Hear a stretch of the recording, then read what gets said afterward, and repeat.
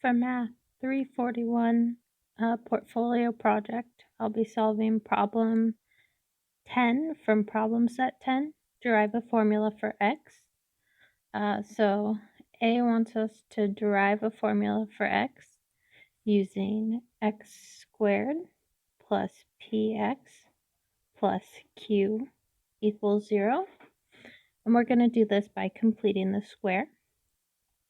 So I'm going to leave a blank here and a blank for that side, and we're going to move q over to that side.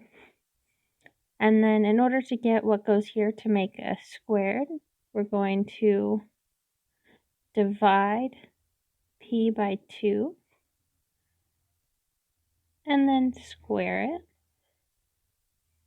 And we want to make sure we add that to both sides.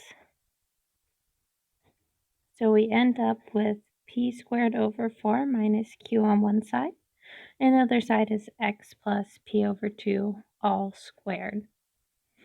And when we're going to take the square root, make sure that we remember there is a positive and negative root. So we get x plus p over 2 is equal to either positive or negative square root of p squared over 4 minus q. So I'm going to move that p over 2 to the other side. So we get x equals negative p over 2 plus or minus the square root of p squared over 4 minus q. And then I want this to look more similar to formulas we've seen in the past. Specifically, I want it to look close to the quadratic formula. So I'm going to do a little bit of algebraic manipulation to make it look like the quadratic formula. So I want to get a 4 underneath that q. And in order to do that, I'm going to multiply it by 1, or 4 over 4. So then I can pull this 4 out, and the square root of 4 is going to be a 2. So we end up with negative p over 2 plus or minus 1/2 the square root of p squared minus 4q. And then because we have these two 1/2s right here, we can write it all as negative p plus or minus the square root of p squared minus 4q all over 2. So that's going to be our final answer for part A. And then part B. So B wants us to solve for x, and that's using ax squared plus bx plus c equals 0. So to make this simpler, the first thing I'm going to do is divide everything by a. That way we just have an x squared at the beginning. So we end up with x squared plus b over ax plus c over a equals 0. Just like before, I'm going to leave a blank space and I'm going to move this guy over to the other side. So x squared plus b over ax plus blank equals blank minus c over a. Now, just like before, we want to make sure we get a perfect square. So x plus, we divide this guy by half. So b over a, and we divide by half, and then it's all going to be squared.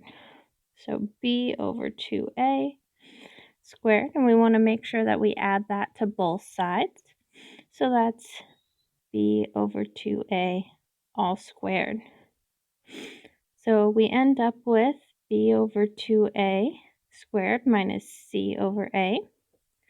And then we take the square root just like before, and we want to make sure that we keep both the positive and negative root.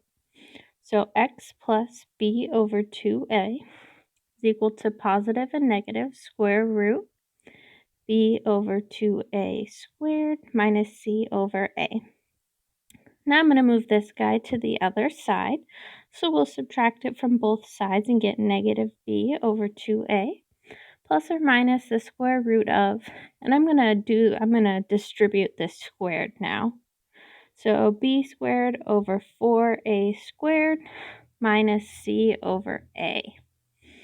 And then I want this to look like the quadratic formula that we all know and love.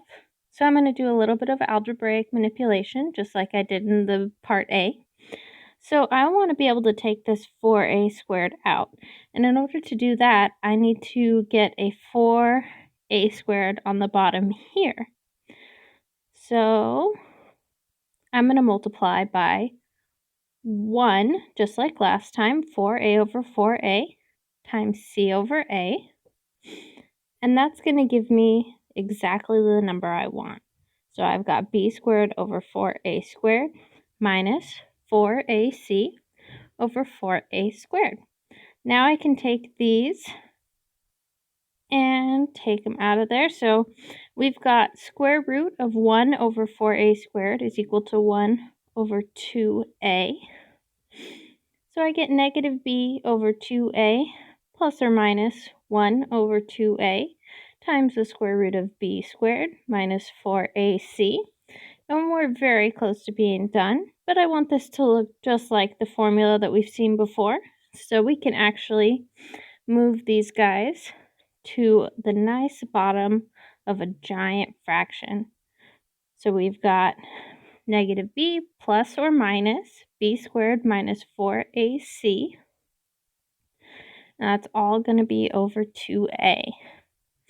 So there we have our traditional quadratic formula.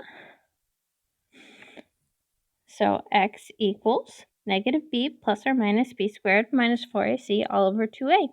And we did that just by completing the square. So just to review, we started out with x squared plus px plus q equals 0. And we were able to add p over 2 squared to both sides. And then that gave us this perfect square.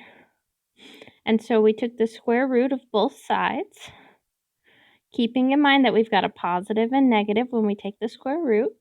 And from that, we were able to solve. And then we followed the same kind of technique for finding the traditional quadratic formula. So we started with ax squared plus bx plus c equals 0. And we divided all of that by a to give us just x squared. We don't want any coefficient besides 1 right here. And then we created another perfect square. So we added b over 2a squared to both sides. And that gave us this perfect square here so that we could take the square root. Again, remembering that it's a positive and a negative when you take the square root. And we were able to do some algebra. And that got us to this final solution, which looks like the quadratic formula we all know and love.